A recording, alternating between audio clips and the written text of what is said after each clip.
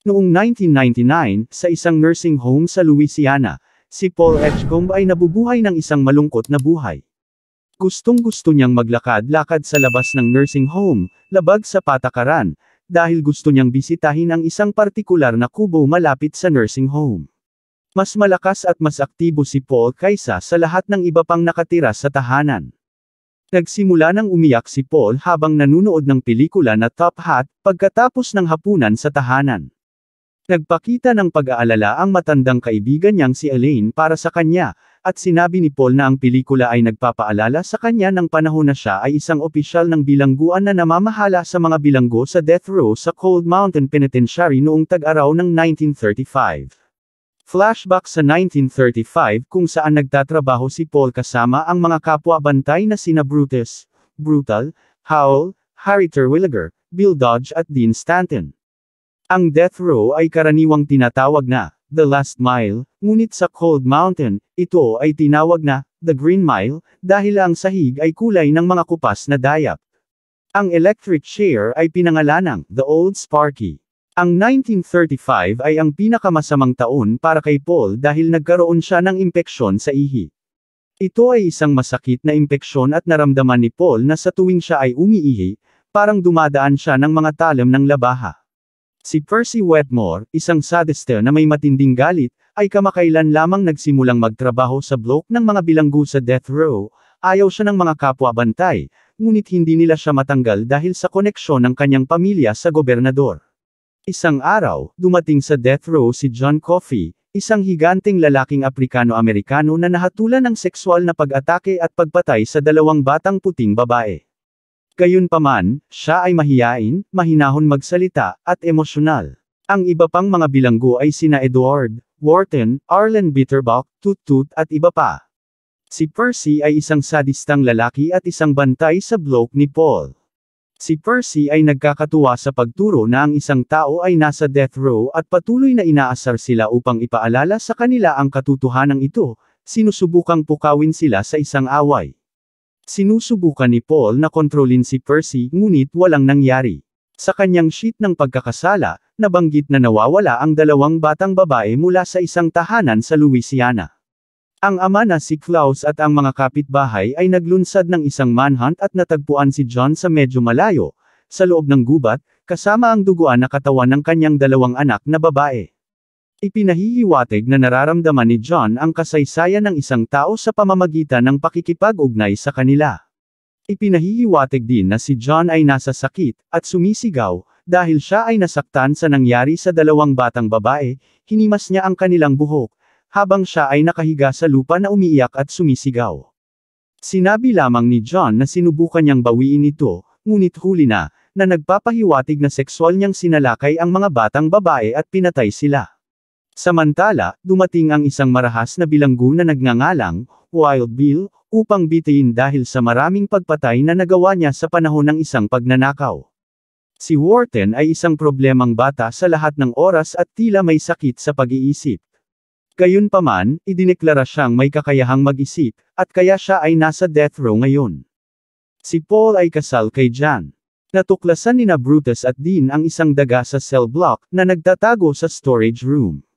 Ngunit nang saliksikin ang storage room, wala nang bakas nito. Ang daga ay cute at isang pinagmumula ng aliwan para sa mga bilanggo at kay Paul at sa kanyang koponan.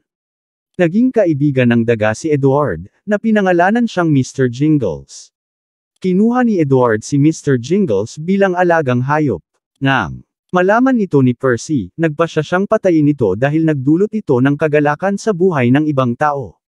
Sinubukan ng husto ni Percy na hanapin ang daga sa loob ng storage cell, ngunit walang nangyari.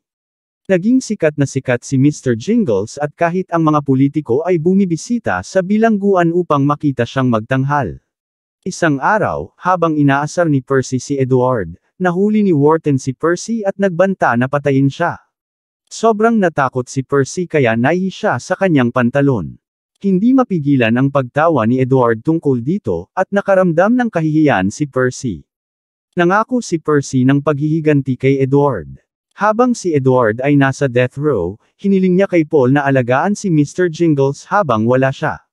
Ngunit sa sandaling iyon, habang tumatakas si Mr. Jingles mula sa selda ni Edward, tinapakan ito ni Percy at pinatay.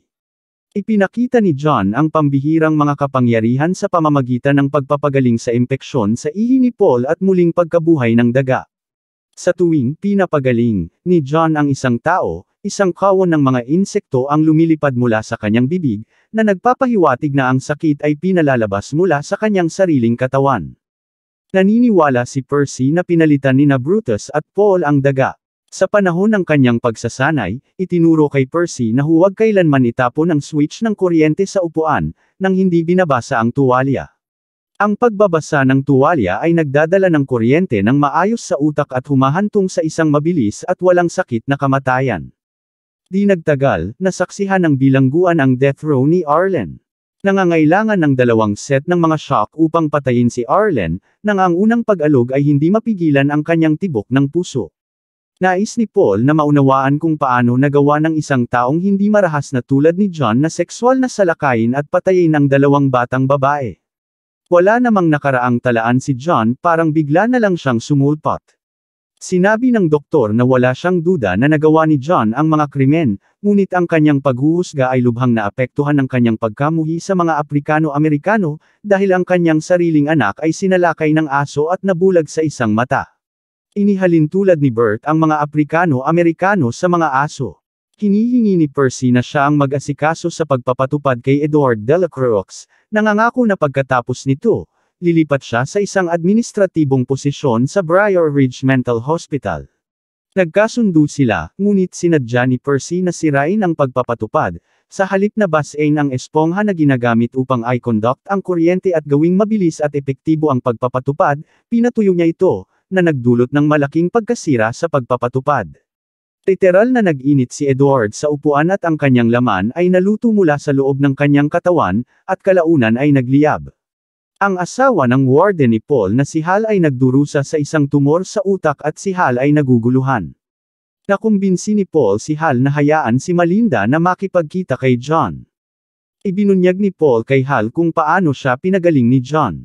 Pagkatapos ay nakumbinsi ni Paul ang kanyang koponan na makaabala kay Percy, para mailabas si John mula sa kanyang cell block upang makilala si Melinda. Nakatali at natakpan ang bibig ni Percy at inilagay sa solitary confinement, habang si Wharton ay binigyan ng gamot at pinatulog. Kalaunan, pinagaling ni John ang may sakit na asawa ni Warden Hal Morse na si Melinda na may tumor sa utak at hindi ito maooperahan. Nang tanungin si John na ipaliwanag ang kanyang kapangyarihan, sinabi lang niya na, binawi ko ito. Ngunit sa pagkakataong ito, hindi na lumabas ang mga insekto mula sa katawan ni John, pagkatapos niyang sipsipin ang sakit ni Melinda mula sa kanyang katawan. Alam ni Brutus na may dahilan kung bakit nilunok ni John ang sakit ni Melinda. Isang beses, hinawakan ni Wharton ang braso ni John, at naramdaman ni John sa pamamagitan ng kanyang psychic na si Wharton din ang responsable sa krimen na ikinulong at hinatulan ng kamatayan si John. Binawi ni John ang sakit sa asawa ni Hal at ibinuga ito kay Percy, na pagkatapos ay binaril si Wharton hanggang sa mamatay at nahulog sa isang estado ng permanenteng catatonia. Pagkatapos ay ipinasok si Percy sa Briar Ridge Mental Hospital bilang pasyente kaysa sa isang administrador. Dahil sa mga pangyayaring ito, kinausap ni Paul si John, na nagsabi na, pinarusahan niya ang mga masamang lalaki, at nag-alok na ipakita kay Paul ang nakita niya. Hinawakan ni John ang kamay ni Paul at sinabi na kailangan niyang bigyan si Paul ng isang bahagi ng kanyang sarili, para makita ni Paul kung ano talaga ang nangyari sa mga batang babae. Napagtanto ni Paul na si Wharton ang pumatay sa 2 batang babae, pagkatapos na sexual na salakayin sila. Tinanong ni Paul si John kung ano ang dapat niyang gawin, kung dapat ba niyang buksan ang pinto at hayaan si John na umalis. Sinabi ni John sa kanya na masyadong maraming sakit sa mundo, na kanyang nararamdaman, at sinabi niyang, pagod na siya sa sakit, at handa na siyang magpahinga. Para sa kanyang huling kahilingan sa gabi bago ang kanyang pagpapatupad, nanood si John ng pelikula na Top Hat. Nang ilagay si John sa electric chair, hiniling niya kay Paul na huwag ilagay ang tradisyonal na itim na hood sa kanyang ulo dahil natatakot siya sa dilim. Sumang-ayon si Paul, nakipagkamay sa kanya, at pinatay si John. Bilang isang matandang si Paul na natapos ang kanyang kwento, Napansin niya na humiling siya ng paglipat sa isang youth detention center, kung saan ginugol niya ang natitirang bahagi ng kanyang karera. Tinanong ni Elaine ang kanyang pahayag na mayroon siyang isang malaking anak na lalaki noong panahong iyon, at ipinaliwanag ni Paul na siya ay 44 na taong gulang noong panahon ng pagpapatupad kay John at siya ay 108 na ngayon. Ito ay tila isang epekto ng pagbibigay ni John ng isang bahagi ng kanyang sarili kay Paul. Si Mr. Jingles, ang daganidel na muling binuhay ni John, ay buhay pa rin ngunit naniniwala si Paul na ang kanyang pagiging mas matagal kaysa sa lahat ng kanyang mga kamag-anak at kaibigan, kabilang si Elaine, na ipinakita na namatay sa dulo, ay isang parusa mula sa Diyos dahil sa pagpapatupad kay John at nagtataka kung gaano katagal bago siya mamatay. Abangan ang susunod na movie recap ko. Patuloy lang sa panunood dito sa Kaalam TV Recap, maraming salamat sa suporta at huwag kalimotang mag-subscribe.